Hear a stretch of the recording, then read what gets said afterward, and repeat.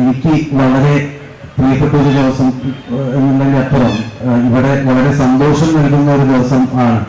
അതിനപ്പുറം ഇന്ന് പ്രിയപ്പെട്ട മാമുക്കോയ നമ്മോട് വിട പറഞ്ഞിട്ട് ഒരു കൊല്ലമാവുന്ന ഒരു ദിവസം കൂടിയാണ്. ഈ സബ്ജക്റ്റ് ഞാൻ ആദ്യമായിട്ട് എൻ്റെ ഫസ്റ്റ് സിനിമ കഴിഞ്ഞതിന് ശേഷം പ്രിയപ്പെട്ട മാമുക്കോയനോടാണ് പോയി പറയുന്നത്. അദ്ദേഹം പ്രധാന കഥാപാത്രമായിട്ട് ചെയ്യേണ്ട സിനിമയായിരുന്നു അത്. ഒരു പ്രത്യേക സാഹചര്യത്തിൽ അദ്ദേഹത്തിന് ചില രോഗങ്ങൾ വരികയും ശബ്ദത്തിനൊക്കെ മാറ്റം വരികയൊക്കെ ചെയ്ത സമയത്താണ് മറ്റൊരു കഥാപാത്രം, മറ്റൊരു നടനെ വെച്ച് ഈ കഥാപാത്രം ചെയ്യിപ്പിക്കേണ്ടി വന്നത്. അത് പല അന്വേഷണങ്ങൾക്കൊടുവിൽ ആണ് ഇതിന്റെ നിർമ്മാതാവും നടനും കൂടിയായിട്ടുള്ള ശ്രീ മനോജ് ഗോവിന്ദൻ അദ്ദേഹത്തോട് ഞാൻ പറയുന്നത്, അങ്ങനെയാണെങ്കിൽ മനോജേട്ടൻ തന്നെ ഈ കഥാപാത്രം ചെയ്താൽ മതി. ഈ സിനിമയുടെ ഒരു പ്രത്യേകത എന്ന് പറഞ്ഞാൽ എല്ലാ സിനിമകളിലും കൂടി നന്നായിട്ട് അഭിനയിച്ചിട്ടുണ്ട്. ഞങ്ങൾ ചുരുങ്ങിയ ദിവസം കൊണ്ട് ഷൂട്ട് ചെയ്ത് തീർത്തിട്ടുള്ള ഒരു സിനിമയാണത്. വളരെ നമ്മൾ ചാർലിയൊക്കെ കണ്ടിട്ടുള്ള നിങ്ങൾക്ക് അറിയാനാവും, കുറേ ദിവസങ്ങൾ എടുത്തിട്ട് ഷൂട്ട് ചെയ്യുന്ന സിനിമയാണ്.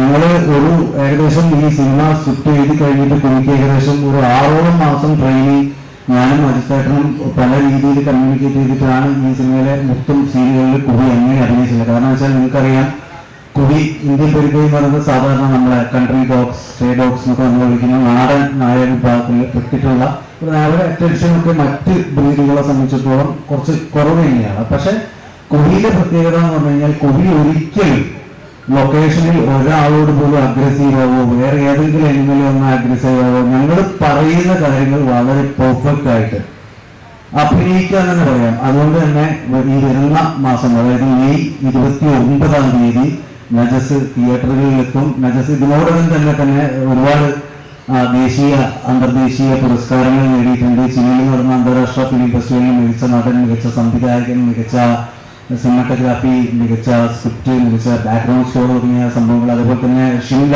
അന്താരാഷ്ട്ര ചലച്ചിത്രോത്സവത്തിന് മികച്ച ഇന്ത്യൻ സിനിമയ്ക്കുള്ള പുരസ്കാരം, ജാർഖണ്ഡ് അന്താരാഷ്ട്ര ഫിലിം ഫെസ്റ്റിവലിൽ മികച്ച ഇന്ത്യൻ സിനിമയ്ക്കുള്ള പുരസ്കാരം, അതേപോലെ നമ്മുടെ കേരള സ്റ്റേറ്റ് ഫിലിം ക്രിട്ടിക് അവാർഡിൽ മികച്ച ദേശീയ വിദ്യാഭ്യാസ ചിത്രത്തിനുള്ള പുരസ്കാരവും ഇതിൽ അഭിനയിച്ചതിന് ശ്രീ മനോജ് ഗോവിന്ദന് മികച്ച നടനുള്ള പ്രത്യേക ജൂറി പുരസ്കാരം ലഭിച്ചിട്ടുണ്ട്. അതുപോലെ ഇപ്പോഴും ചില ഫെസ്റ്റിവലുകൾ നടക്കാനുണ്ട്.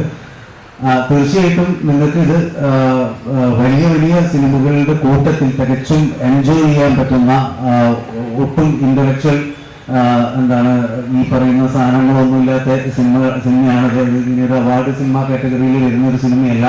അതുകൊണ്ട് തന്നെ എല്ലാവരും കഴിയുമെങ്കിൽ തിയേറ്ററിൽ തന്നെ നജസ് കാണണം എന്ന് ഞാൻ അഭ്യർത്ഥിക്കുകയാണ്. അതുപോലെ ഇവിടെ ഈ പ്രോഗ്രാമിൽ എത്തിച്ചേർന്ന കുവി, അതുപോലെ തന്നെ അജിത്തേട്ടൻ, അമ്പിളി, കൈലാഷ് ജി, നമ്മളെ കോർഡിനേറ്റർ വിഷ്ണു, എല്ലാവർക്കും നന്ദി അറിയിക്കുകയാണ്. ഇവിടെ കൂടിച്ചേർന്ന നിങ്ങൾക്കും പ്രത്യേക നന്ദി.